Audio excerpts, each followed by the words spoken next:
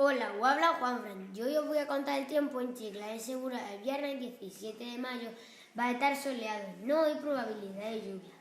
Va a hacer un poco de calor, ya que la máxima serán 23 grados centígrados y la mínima 12 grados centígrados. Y ya estamos en primavera.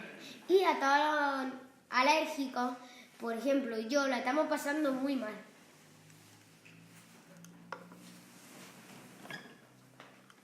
Así que mucha paciencia. Un colegio de Estados Unidos ha anunciado que los niños cuyos padres no paguen las tasas del comedor escolar comerán solo sándwich de mantequilla y mermelada. En el centro cuenta con 9.000 estudiantes y supondrá un grave perjuicio para los alumnos que no dispondrán de una dieta equilibrada y completa acorde a su edad. Hola, soy Laura y ayer no hubo prueba. Ayer me fui con Candela, ayer íbamos a ir con Candela al parque, pero no pudimos ir. El miércoles estuvimos en la plaza con Manuel Navas, Candela, Ángel Roca, Antonio Rosario, Anabel y mucha más gente. En el cole ayer no leímos el libro de la gallina Carolina. Lo leeremos el jueves que viene y también podemos leer nuestro libro de bolsillo. Hoy en la sección de debate, ¿qué opináis vosotros sobre que la gente no pruebe comida nueva? Yo creo que hay que probar comida nueva. Y hoy en la sección de los animales os voy a contar un poco sobre la golondrina común. Es un ave de pequeño tamaño. Sus plumas son de color azul oscuro. Su dorso y cabeza son de color rojo y el vientre de color blanco. La golondrina habita en 4 o 5 continentes. Es un ave migratoria. Hay 3 tipos de golondrina: la común, tijereta y africana. Les ha hablado Manuel Román desde la radio Otra Escuela. Es posible, la del cambio. Y hoy hace de humor que hace un hombre en la playa y un vampiro en la playa, que el vampiro se quema y el hombre también. ¿Cómo es tu nivel de inglés, señor? Alto. Tradúcame fiesta. Estoy. Ahora utilice en una frase. Estoy triste. Un abuelo estaba cazando moscas y le dice su nieto: abuelo, ¿qué estás haciendo? Y le dice el abuelo: estoy cazando moscas. Y dice el nieto: ¿cuántas has cazado? Y le dice el abuelo: 5. Y dice el nieto: ah, sí, ¿qué? ¿Dónde están? Y dice el abuelo: aquí, son 3 hembras y 2 machos. Y dice el niño: ¿por qué lo sabes? Porque 3 estaban en el espejo y 2 estaban en la cerveza. Y hoy le decimos que a todos los niños que han faltado 2 días en nuestro colegio, que vengan ya pronto, que lo echamos mucho de menos. Y hoy vamos a entrevistar a un escritor que nos ha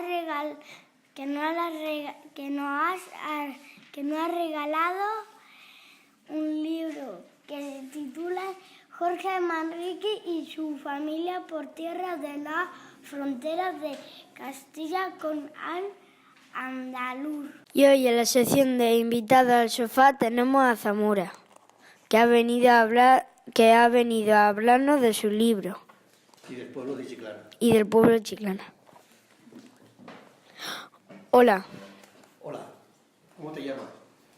Juan Manuel. Bueno, ¿qué quieres preguntarme? De todo lo que has oído, que la entrada que le hemos dado a la conferencia, ¿hay algo que te ha dudado de lo que es Chiclana o cómo, qué te parece? Venga, ánimo. Pregunta, hermana. A ver, tú de Campredondo, ¿qué quieres preguntar? ¿Por qué en Campredondo antes había tantos habitantes y ahora solo hay 56? Oye, lo lo mismo que en Chiclana, porque todos nos hemos emigrado y todo el mundo se ha ido. Camporredondo llegó a tener tantos habitantes o más que tiene Chiclana en este momento. 56, fíjate. Y Putú, 550. Y el Campillo, otros 500 y pico. La Porosa, todo eso lo tenéis en los libros. La Porosa, otros 200 y pico. Y los Mochuelos igual.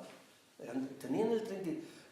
Entre los cuatro, si eran 5.500 habitantes, pues casi, las cuatro pedanías casi tenían 2.000 habitantes.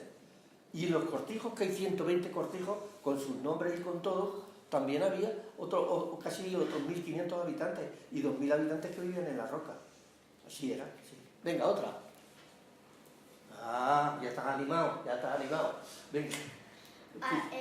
Antes allí ¿cómo se decía? En los Mochuelos, porque ahora hay tan poca gente.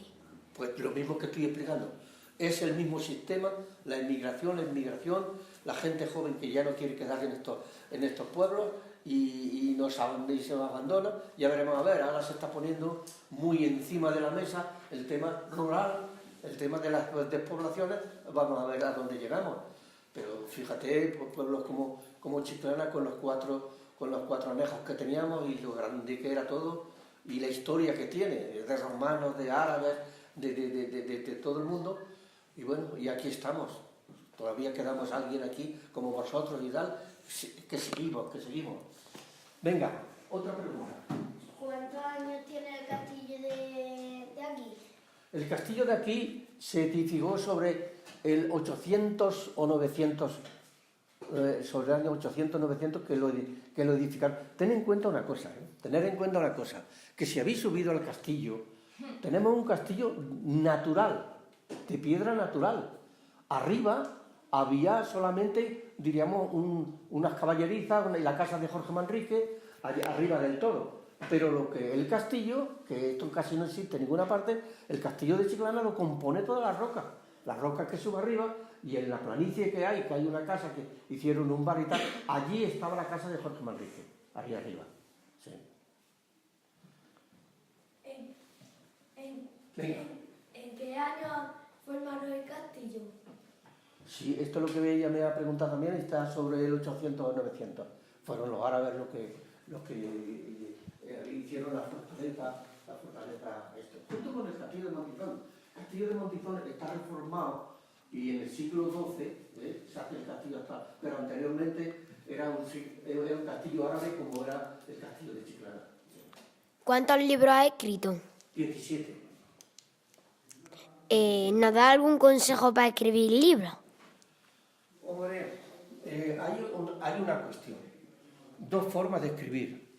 Hay quien nos gusta la historia y yo me gusta escribir sobre documentos que encuentro en los archivos históricos, en el archivo, lo de Jorge Manrique, he tenido que ir a Madrid muchas veces al Archivo Histórico Nacional, donde allí, en Chiclana, hay una estantería de todas las encomiendas y aquello es una gozada ver todo aquello. Luego después ya cuando vas una vez o dos y ya te haces conocer, entonces cuando tú sabes cómo está organizado todo el archivo, entonces lo pedíamos por email o por correo, mándenme usted las copias de esto y esto. Y solamente el Archivo Histórico Nacional de Madrid nos cobraba las fotocopias. O sea, hacernos las fotocopias, le mandábamos el dinero, 1.000 pesetas, 100 pesetas de fotocopias y nos mandaban la documentación que necesitábamos. Adelante. Pero el Puente Mocho hace un año, creo, que había una reforma. Esto es lo que he dicho anteriormente. Yo he sido partícipe de esa reforma cuando empecé a escribir libros, 20-25 años, no, 20-25 años más. Yo en el año 50 ya empecé a escribir, pero a editarse llevo 25 años o así.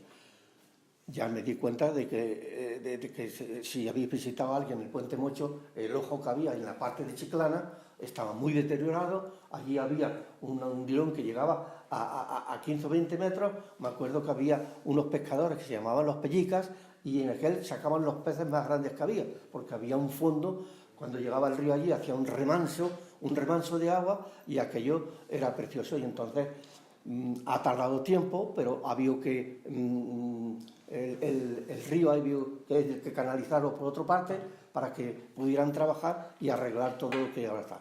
Y ahora tenemos, lo único que ha pasado es que toda la gente que defiende la naturaleza y todo esto han querido, y yo creo que también con buen criterio, han querido que el puente Mocho quedara exactamente igual que está. ¿Por qué se llama Mocho? Porque no tiene barandilla, no tiene tal, pero la solera se la ha hecho estupendamente bien, los dos ojos que eran los deteriorados se han arreglado estupendamente bien, y el puente Mocho tiene una peculiaridad que no lo encontramos en ningún puente, y es que tiene 100 metros de largo, desde la parte de Chiclana a la parte de Beas de Segura, y entonces entramos con los 4 primeros ojos llanos, y luego hace una pequeña joroba que hace un desnivel de 1,5 metros, y entonces entramos ya en la parte de Beas de Segura. Ahí he tenido controversias con varios arqueólogos y historiadores. Dicen, esto vino una riada de agua y se lo llevó. No. El puente Mocho desde su inicio está concebido tal como es. Y los romanos sabían que venían venidas de agua muy fuertes y que naturalmente esas venidas de agua son las que hacían romper los puentes. ¿Por qué ha durado tanto 2.200 años el puente Mocho? Porque al haber esta joroba, el agua brincaba por la parte de Beas de Segura, que tiene 5 ojos, y tiene la altura, es pequeña, entonces el agua brincaba por allí y los principales ojos del puente no se deterioraron. Por eso ha llegado hasta donde ha llegado, sí. Muy bien. Pero antes del puente Mocho había otro puente. No, ahí no hubo ningún puente antes del puente Mocho. Cruzando... Porque no había técnica, perdón. No había técnica para hacer un puente. Las técnicas de los puentes las trajeron los romanos. Es un puente que hay en La Porrosa, antes de llegar un poco a La Porrosa. Sí, bueno. Después, y otro puente que hay es este que bajamos por el de Sorihuela. Cuando llegamos a Sorihuela sabía ese puente que hay. Sí, pero ese puente es nuevo. Ese puente creo que tiene sobre unos 200... No, perdón. Sí, por ahí andará con 200 y tal. Y ahí había un barquero. Ahí para colar de una orilla a la otra había una barca y había un barquero que con los animales cargados y tal los pasaba de una orilla a la otra. Por cierto, en el tiempo de los iberos ya estaba el barquero. Y para colar el puente, cuando se moría uno, había la que le ponían una moneda debajo de la lengua para que pues, pudiera ir pagando por los sitios por donde iba pasando. No me extiendo mucho porque quiero que preguntéis cosas y, en fin. ¿Los fenicios hicieron algo importante en Chiclana? La he dejado, sí, señor. Encontramos de los fenicios míralo, ¿cómo se llama? Montón de tierra, que es aquel que hay ahí. Ahí es donde hemos encontrado ánforas de los fenicios, sí. Y hay una cuestión sobre los fenicios que es varios los escritores, que es sobre el asentamiento de Castellar de los iberos. Entonces ahí, Juan de Dios, que era un profesor también, hizo una investigación tan bonita sobre la construcción del santuario ibero, que el hombre llegó un momento en que terminaba su libro diciendo que habían sido los egipcios los que habían hecho el santuario. Ahí se fue como esto. Pero iba por el camino. ¿Cuál era el camino? Los fenicios. Los fenicios traían la cultura egipcia. Y ellos fueron los que tiraron para adelante todo el tema ibero del santuario de Castellar. Y hay muchas cosas porque ellos, entre otras cosas, vinieron por aquí a las ya lo diré, los asentamientos, estos que había donde sacaban el mineral, las minas. Ahí en el libro grande tendréis descrito todas las minas que se encontraron en Chiclana, que había muchísimas que las tenemos todavía, pero hay otras muchísimas que no aparecen. Me parece que hay 150 minas en Chiclana. Entonces toda aquella gente venía, los fenicios vinieron en todo este tema. Adelante con otra. Mientras voy a echar un trago de agua. Menos mal que me traigo el agua. ¿Cuál fue el primer libro que escribió? El de Chiclana, este. Este fue el primer libro que me dio mucha alegría, porque aquí hice el pueblo, las cuevas, los asentamientos, los cortijos y sus gentes. Este libro lo escribí con mucho, fue el primer libro, y bueno, aquello tuvo una aceptación importantísima. Yo hablo de las cuevas, tampoco se lo he hablado, menos mal que cogí el libro. Las cuevas están metidas en todo y casi todas las casas de la Peñuela y del Escalón, arriba, donde está el de Jorge Manrique, todas esas, y hay casas enteras que son una cueva, y las habitaciones están picadas dentro de las cuevas. Entonces, ahí yo tengo aquí anotadas 170 cuevas en Chiclana, 170. La cueva que hay aquí más arriba, en la misma curva, que es la cueva de los Ramas, de Juan Rama, su padre y tal, esa es la cueva donde hemos encontrado hachas paleolíticas y neolíticas, y ahí hay un cementerio debajo de la cueva esa. Es de lo más antiguo que hay. La cueva esta que hay, al tomar la curva, que está a mano izquierda, que hay ahora una cochera y todo esto. Muy bien. Venga. Mira, cada vez viene una pregunta, cosas que te has dejado. ¿Y tu segundo libro cuál fue?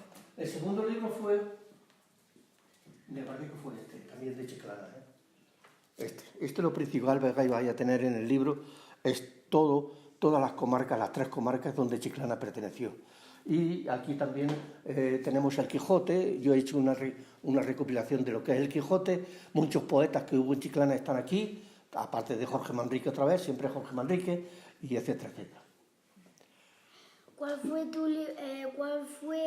tu libro que te costó más escribir? Pues quizás este, y el de los templarios. Este libro ya me costó mucho, ¿eh? Este libro se hicieron 3.000 libros. Costó 30.000 euros la edición de este libro.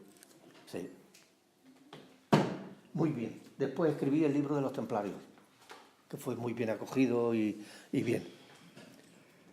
¿Cuál es el libro que más te gusta? El libro que más me gusta de todos, claro, no tengo en cuenta que decirte que de Chiclana, pero todos me gustan. Inclusive eso estoy dejando una cosa que tiene una importancia relativa hoy día, pero cuando yo fui conseller de educación en un pueblo con 13.000 niños tenía, repartidos y tal. Y esto fue en los años 80. Entonces, ¿qué ocurría allí? No había internet. Hoy día, buceando, fulano de tal, ¿quién es? Entras en internet y rápidamente lo tienes, ¿me entiendes? Entonces no lo había. Y entonces me propuse que para los niños, que me estáis dando una lección vosotros a mí, porque por lo menos estáis escuchándome, estáis pendientes de lo que estoy hablando y tal, y eso es muy importante. Y el tema histórico no era muy, para muchachos como vosotros, no era muy importante. Y entonces dije, pues, en vez de tener esta enciclopedia que tiene 20 tomos, que a ver quién se abre una enciclopedia para dar. Y esto es un resumen de la historia de España. Aquí está toda la historia de España resumida. Diríamos que es como si fuera un manual para hacer un examen o esto. Y ya lo edité porque como estaba... y me dio mucha alegría. Pero hay un libro que se hicieron 14.000, tiene 3 ejemplares, yo no sé si habéis oído hablar. Esto es Los Maquis, el Rojo Terrinches. Este libro no lo he traído porque es un tema un poco así, pero ya te mandaré uno tal. Y hay un libro muy bueno, se tuvieron que hacer 3 ediciones en la comarca esta, y fue un tema bueno. Venga, adelante. ¿Qué es lo que más te gusta de Chiclana? Hombre, Chiclana es un monumento. Chiclana es por todas partes que pases y tal. Lo que pasa es que, claro, los que hemos hecho toda la historia de Chiclana, por cualquier sitio donde vas te encuentras con una cosa que ya la sabes, tal. Igual, aquí ten en cuenta que en Chiclana, en el siglo XV, nació, que se llamaba un patriarca de Jerusalén, un licenciado Medinilla, y los hijos de Jorge Manrique, Luis Luisa. Entonces había una de estas en Chiclana. Y toda la Peñuela arriba hay casas donde te encuentras con las llaves que tuvieron los obispos haciendo esto, lo que es el Palacio de la Inquisición. Y todo. Chiclana es toda la parte antigua y todo. Es precioso. Pero hay que saber quién hizo todo esto. Y remontarnos a miles de años detrás. Claro. ¿Qué es lo que más te gusta de Chiclana? Lo mismo que he dicho, es la misma pregunta. La misma pregunta, toda ella, ¿eh? Toda ella, Y luego también mira lo que se reformó en Chiclana, que antiguamente era muy difícil de subir a Chiclana a llevar las mercancías a la plaza, hasta que se hizo el túnel. Hasta que se hizo el túnel y entraban las caballerías o los coches y tal, pero antes, desde hasta aquí el muro, ahí era donde paraba, si venía alguna furgoneta, algún coche o algo, paraba ahí, desde ahí subían las mercancías y lo subían todo. ¿Cuántos años tiene el túnel este? El túnel este es desde el año 54. Juan Rama estaba de alcalde, no obstante tienes las placas allí puestas, y hicieron una cosa muy bonita que fue poner los trabajadores que hicieron el túnel, porque ese túnel yo me recuerdo cuando era, que yo era pequeño y me gustaba mucho venir, fue picado a pico, levantaban con cuñas las piedras y tal, pero nunca pudieron tirar barreno ni tirar nada, porque hay una cosa importante. Anteriormente, en la entrada del túnel por la plaza, ahí había una fuente, entonces la fuente se quitó. Y si os dais cuenta, cuando entráis por la boca del túnel, encontráis cemento arriba. Esa es la iglesia que está pisando encima del túnel. Y ahí estaba horadado porque antiguamente se enterraba muchísima gente dentro de la iglesia. Y ahí había una cueva que llegaba hasta abajo, que cuando nos quedamos todo el pueblo asombrado, que cuando se hizo el túnel, ahí se sacaron 3 o 4 tractores de restos, que se enterraban, se abría esto por la parte de la iglesia y los difuntos caían, ¿entiendes?, enterrados. Y lo que es la sacristía de la iglesia, también en el libro este se describen, hay un documento, porque en ese documento donde se describe la encomienda y todo lo hay, se describen tumbas que había dentro de la misma iglesia.